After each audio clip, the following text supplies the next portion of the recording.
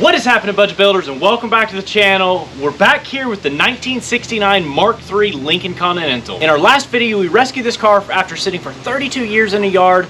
We were able to get it home and we got this thing running. Yeah!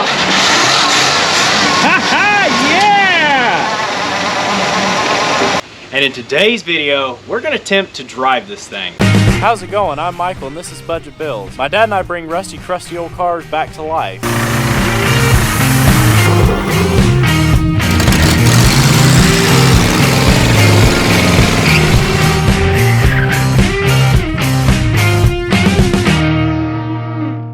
Now, a few things here that we did button up.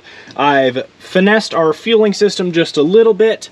I went ahead and you remember at the end of the last video we had that major coolant leak from our heater core, and I've got a loop in it. Also grabbed some Type F. We topped off our power steering pump. I noticed some comments about it whining. I know it was whining. It was low, but I needed some Type F to put in it. So we went ahead, I put about a half a cord in the power steering and 2.5. I only picked up 3, 2.5 in the transmission.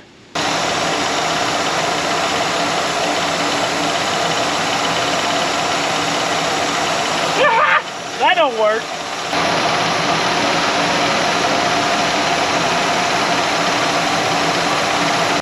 And now we have a little bit of movement.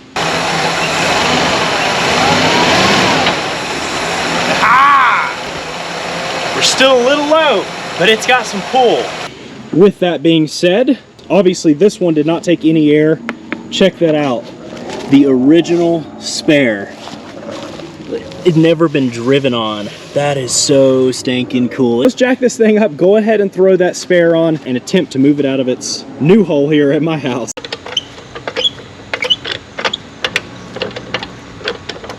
So you'll probably notice I'm actually jacking from the frame there. You're probably wondering why I'm doing that, not jacking from the axle. A car like this is actually designed to be jacked up with a bumper jack. And that being said, you'll see these low slung fenders instead of like your newer cars that are wide open. This actually tucks up in here, and if you don't jack up and get the whole suspension completely released there, you won't be able to get the wheel out of there.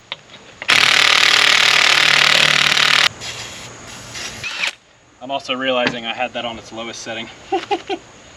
This wheel is rusted completely around. Oh boy.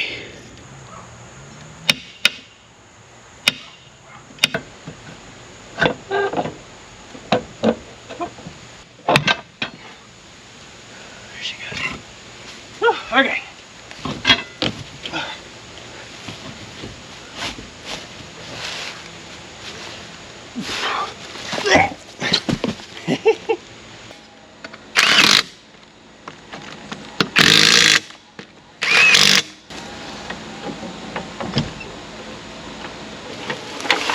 It's like a monster truck now. Y'all ready to see if this thing will move? I know I am. I don't know if we'll be able to stop though. Take it easy.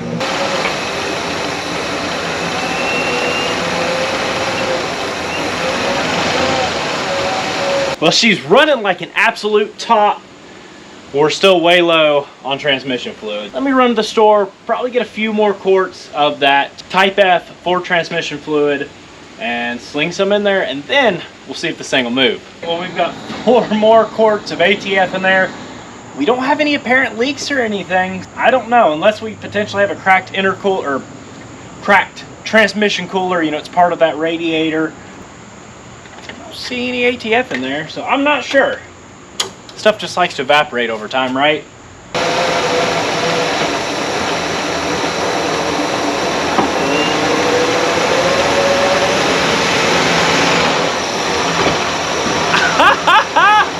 The brake!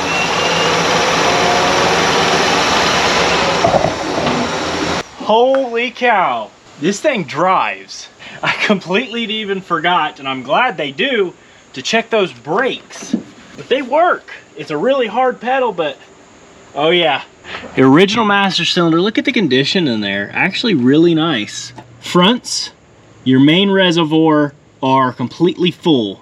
Disc brakes for you. That's what you get out of the disc brake calipers. They're so much more reliable than the rears, which are completely empty.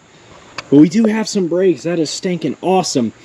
Now I'm doing something you have probably never seen on YouTube, especially on a Will It Run and Drive. Yeah, that's the air cleaner back in there. I cleaned it out, had this new filter laying around, and we're gonna put the cover back on. Now that's probably odd, but at the same time, even though I did blow this out and clean out, there's a good bit of trash in here. And it's such a nice low mileage engine. I don't want to take a chance of sucking in a bunch of crud or anything.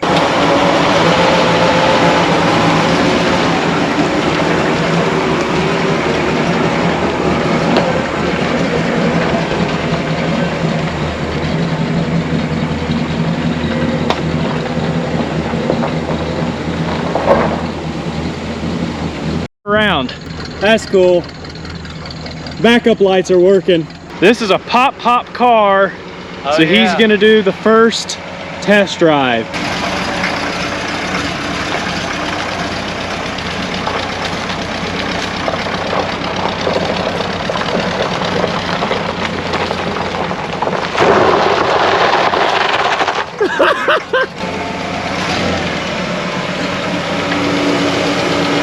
We got one brake, that's good enough, right? Gross. What's up? We're doing. Woo! Oh, power steering kick in. Can't let it putsy too much.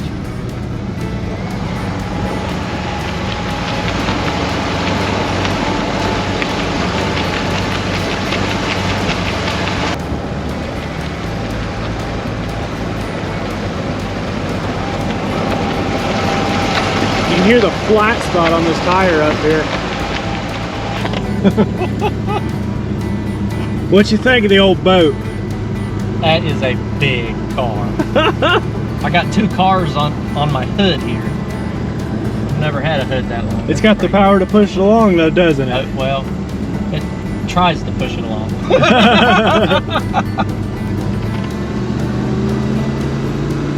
Oh yeah. Smooth though. Yeah. Is it even downshift or anything? I don't know. It floats. Oh my goodness, this thing is cool. Oh, you just got one brake? Okay, yeah, we'll take it easy. Oh, look at the temp, right? Dead even, beautiful. Alternator charging just like it should. Oil pressure not reading, but we know we got it. Radio. I tried. And nothing. I wanted to get some oldies. Well, we know how much moisture this car had in it. Everything's down bottom. So damp. I wish the seats would have worked because we're squished up into the front here. This kind of car, you're supposed to be laid back.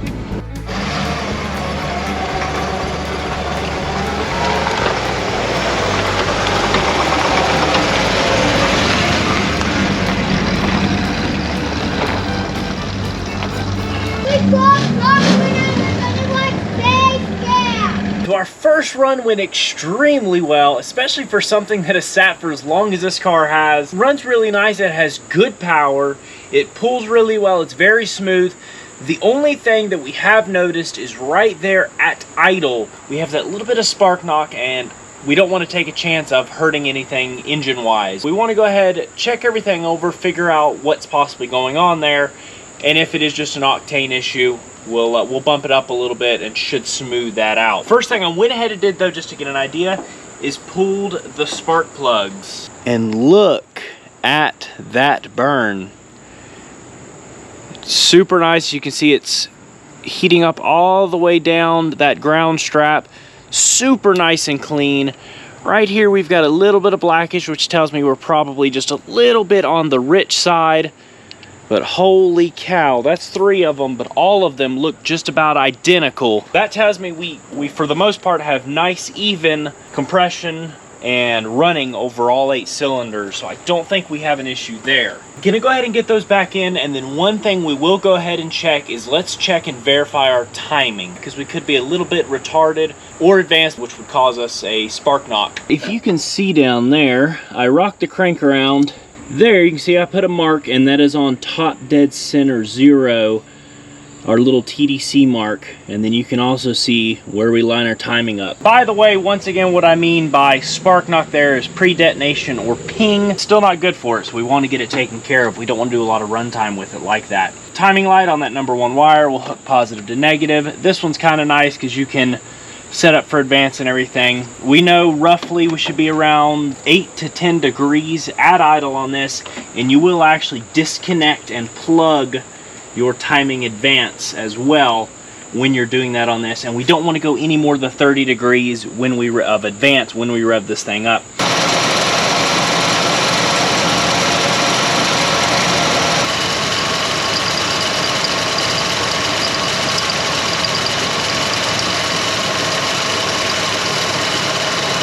We are showing roughly 13 degrees right there with that plugged off. We obviously are idling a little high. Even with an automatic, this should still be in the 850-ish range. Let me do just a little bit of tuning and tweaking with that carburetor.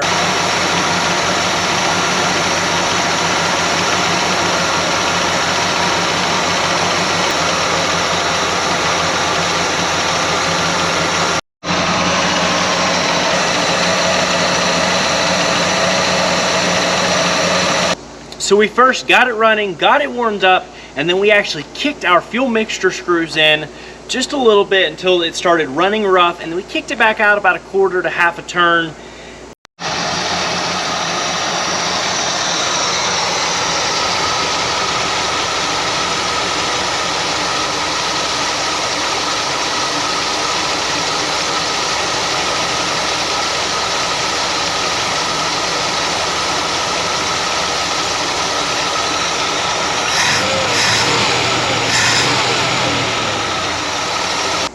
If we went a little bit too far and it started running rough again, we kicked it back in just a little bit until we hit that sweet spot where we're running just where we want it to be. Then we kicked that RPM down to about 850, and at that we were still just a little bit too advanced. We were around 12 to 13 degrees of advance at idle, and we kicked it down to about that 8-degree mark. And now this MkIII Continental is running as smooth as you'd expect a finely tuned machine like this to be. And with that, that is going to wrap up this episode. We now have a running, driving, stopping, smooth 1969 MkIII Continental that we rescued after sitting forgotten for 32 years. Beside me here, you will notice the pressure washer, and that is because in the next episode, we will blast this thing off and give it a full detail. Let's find out how this car really turns out. I really hope you all enjoyed this. Obviously, you'll notice something new behind us, and that's just another step that we've taken to really start pushing out more videos. You might have noticed a little car over there, and honestly we have quite a few more here already because we have a bunch of episodes coming out as far as rescues, saving, rebuilds, restorations, all here in the short future. If you're enjoying what we're doing and you haven't already, be sure to hit the subscribe button, notification bell to keep up with all the fun stuff that we have going on. And as always, thank you so incredibly much for the positive love and support that you've given to us on this channel. We couldn't be where we are doing what we're doing without all of you. That's going to wrap it up. Peace out. Catch you all on the flip side.